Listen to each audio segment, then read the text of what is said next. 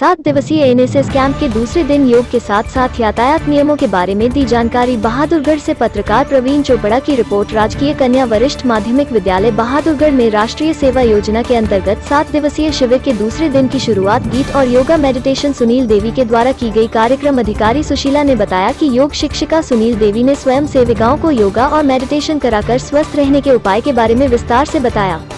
यातायात पुलिस बहादुरगढ़ से sub inspector Satish Kumar, SI Satya Prakash ने शिरकत की।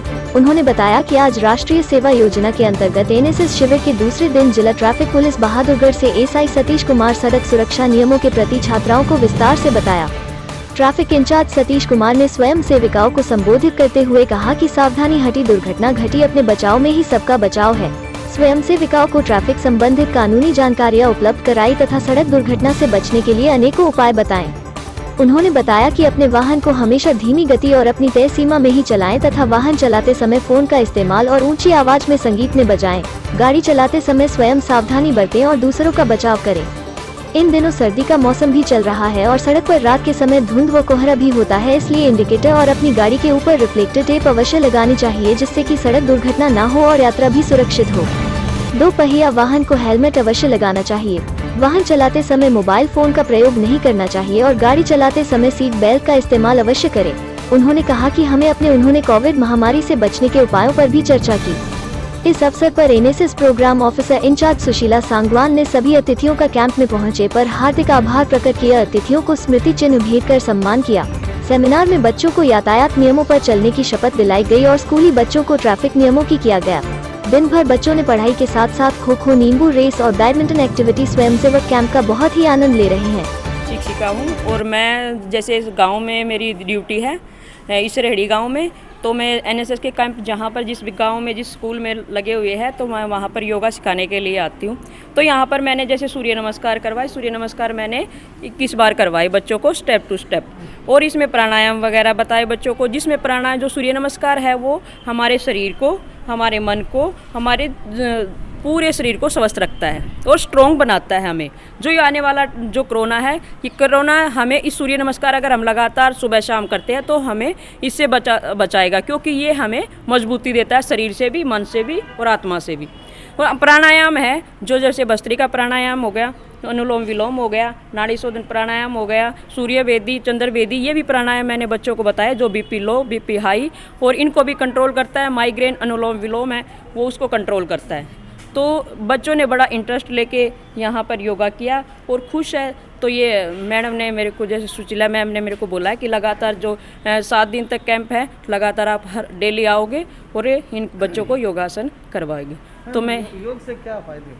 योग से शरीर को ही नहीं, ये दिमाग को भी स्ट्रॉन्ग बनाता है, क्योंकि बच्चे कोरोना के कारण डिप्रेशन में गए हुए हैं और डिप्रेशन से निकालने के लिए, बच्चों में एक आत्मविश्वास पैदा करने के लिए, सही गलत को पहचानने के लिए, ये वो हम उन बच्चों के अंदर कॉन्फिडेंस लाता है, उन बीमारियों से बचाता है और सही गलत को भी पहचानता है। योग हमारे लिए बहुत ही महत्वपूर्ण है। मैं ये चाहती हूँ कि हर बच्चे को, हर व्यक्ति को, बड़े बूढ़े को योग करना चाहिए, क्योंकि सरकार ने जो मुहिम चला रखी है सूर्य नमस्कार की, 75 करोड़ सूर्य नमस्कार करने हैं। अब इसी महीने में चला हुआ है, तो हमारा भी यही टारगेट है 75 करोड़ सूर्य नमस्कार करने हैं, जिससे आज मैंने 21 बार बच्चों को सूर्य नमस्कार करवाया है। क्या छात्रों को जानकारी प्रदान की?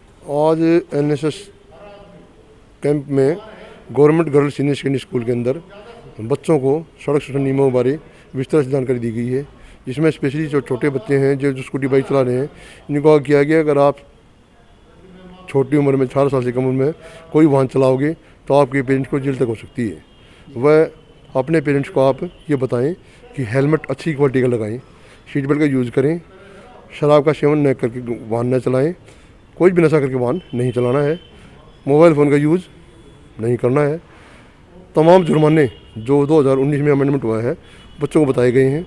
वह जो कोरोना का जो अभी नया आया है, इसमें बच्चों को बताया कि आप बिना मास्क के घर से बाहर नहीं निकलें, डिस्टेंसिंग का पालन करें, वह समय समय पर आद होते रहें। डायल 112 के बारे में बताया गया, जो हमारा 1073 जो नंबर था वो ख़त्म कर दिया गया है। तो अगर कोई भी अपराध होता है या कोई दुर्घटना होती है तो आप 112 पे कॉल करके सहायता प्राप्त कर सकते हैं। अगर नेशनल हाईवे पे हैं तो 1033 पे कॉल करके भी आप दुर्घटना में घायल व्यक्ति की मदद कर सकते क्या हैं। कुछ जानकारी आप बच्चों को दी गई? नमस्कार आप सबको। आज कैंप के दूसरे दिन हमने योगा से मेडिटेशन से कैंप की शुरुआत की। मैडम सुनील देवी ने योगा के बारे में अच्छे से बच्चों को बताया, मेडिटेशन के बारे में बताया।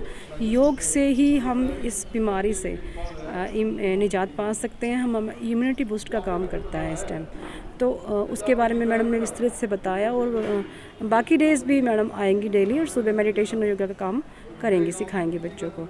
और साथ साथ हमने सतीश ऐसा ही है जो हमारे सतीश कुमार जी, उन्होंने यातायात के नियमों के बारे में जानकारी दी बच्चों को जागरूक बनाया। 112 के बारे में बताया। कोई अगर हेल्पलेस है कोई गुड़िया तो आप इस तरह से डायल करके आप कर सकते हो। प्लस किस तरह से हम अपना लाइसेंस बनवा सकते हैं, हेलमेट का यूज़ करें, रोड सेफ्टी। और उनके साथ साथ सत्यप्रकाश ASI है जो, उन्होंने भी रोड सेफ्टी के बारे में बताया। और प्लस 1033 जो नेशनल हेल्पलाइन नंबर है दुर्घटना के लिए, उसके बारे में बच्चों को बताया, ताकि कोई भी रोड पे एक्सीडेंट होता है या किसी भी तरह की दुर्घटना होती है तो बच्चे देखते हैं तो ऐसे अच्छा नागरिक होने के नाते वो उस नंबर पर डायल करके उनको हेल्पलाइन नंबर दे सके और बता सके उस दुर्घटना के बारे में। प्लस बच्चों को रोड सेफ्टी की जो भी गाइडलाइंस है, जो सिंबल्स है, जो सांकेतिक चिन्ह है, उनके बारे में बच्चों को बहुत विस्तृत से जानकारी दी। एक बुकलेट भी उन्होंने डिस्ट्रीब्यूट किया जिसमें कि अच्छे से एक्सप्लेन किया हुआ है बच्चों को, उसके यातायात के नियमों के बारे में अच्छे से जानकारी हो जाती है। जुर्मानों के बारे में बच्चों को अच्छे से बताया है।